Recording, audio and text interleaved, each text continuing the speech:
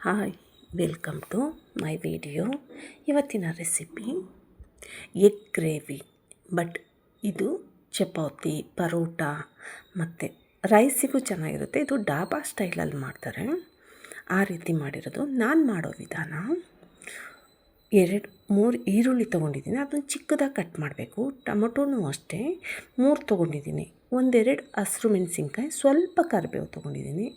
First 1-2 spoon ಎಣ್ಣೆ ಹಾಕಿ, ಉಪ್ಪು ಮತ್ತು ಖಾರದ ಪುಡಿ ಹಾಕಿ, ಅದನ್ನು ಒಂದು ಎಗ್ಗನ್ನ ನಾವು 8 ಪೀಸಸ್ ಮಾಡಬೇಕು.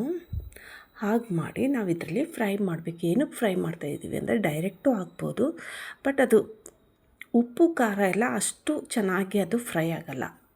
ಇದರಲ್ಲಿ ಹಾಕಿದರೆ, ಗ್ರೇವಿನಲ್ಲಿ ಹಾಕಿದರೆ ಈ ಥರ ಮಾಡೋದ್ರಿಂದ ಎಕ್ಸ್ಟ್ರಾ ಟೇಸ್ಟ್ ಬರುತ್ತೆ. ಬಟ್ ಇದೇ ಥರ ನಾವು ಸಂಜೆ ಟೈಮ್ ಸ್ನ್ಯಾಕ್ಸ್ ಏನಾದರೂ ಬೇಕು, ಮಕ್ಕಳುಗಳು ಬಾಯ್ಲ್ಡ್ ಎಗ್ ತಿನ್ನಲ್ಲ ನೋಡಿ, ಆ ಟೈಮಲ್ಲಿ ಎಗ್ನ 2 ಭಾಗ ಮಾಡಿ, ಅದನ್ನು ಉಪ್ಪು ಖಾರ ಇದೇ ರೀತಿ ಸ್ವಲ್ಪ ಗರಂ ಮಸಾಲ ಹಾಕಿ ನಾವು ಫ್ರೈ ಮಾಡಿದರೆ ತುಂಬ ಚೆನ್ನಾಗಿರುತ್ತೆ.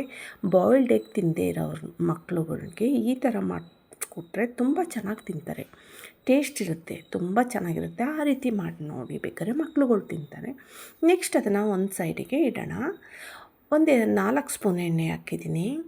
ಕರಿಬೇವು, ಗ್ರೀನ್ ಚಿಲ್ಲಿ, ಹಸಿರು ಮೆಣಸಿನ್ಕಾಯಿ, ಆನಿಯನ್ ಚಿಕ್ಕದಾಗಿ ಕಟ್ ಮಾಡಬೇಕು ಇದಕ್ಕೆ, ಅದನ್ನು ಹಾಕಿದ್ದೀನಿ. ಹಸಿ ಶುಂಠಿ ಬೆಳ್ಳುಳ್ಳಿ ಪೇಸ್ಟ್ ಹಾಕಿದ್ದೀನಿ. 1-2-3 ನಿಮಿಷ ಫ್ರೈ ಮಾಡಿ.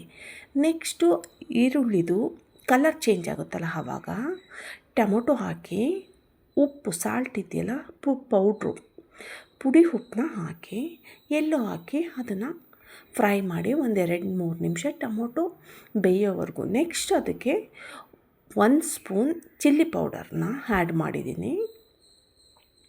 ಫಸ್ಟು ನಾವು ಗ್ರೀನ್ ಚಿಲ್ಲಿ ಹಾಕಿದ್ದೀನಿ, ಅದಕ್ಕೆ ನೀವು ನೋಡ್ಕೊಂಡು ಹಾಕಬೇಕು. ನೆಕ್ಸ್ಟ್ ಗರಂ ಮಸಾಲ ಹಾಕಿದ್ದೀನಿ ನೋಡಿ. ಇದೆಲ್ಲ ಸ್ವಲ್ಪ ಎಣ್ಣೆ ಬಿಡೋವರೆಗೂ ಫ್ರೈ ಆದಮೇಲೆ ನೆಕ್ಸ್ಟು ನಾವು ಫ್ರೈ ಮಾಡಿದ್ವಲ್ಲ ಎಗ್ ಪೀಸಸ್, ಅದನ್ನು ಹಾಕಿ ನೀಟಾಗಿ ಮಿಕ್ಸ್ ಮಾಡಬೇಕು. ತುಂಬ ಕಲಸ್ಬಿಟ್ಟು ಮಿಕ್ಸ್ ಮಾಡಿ.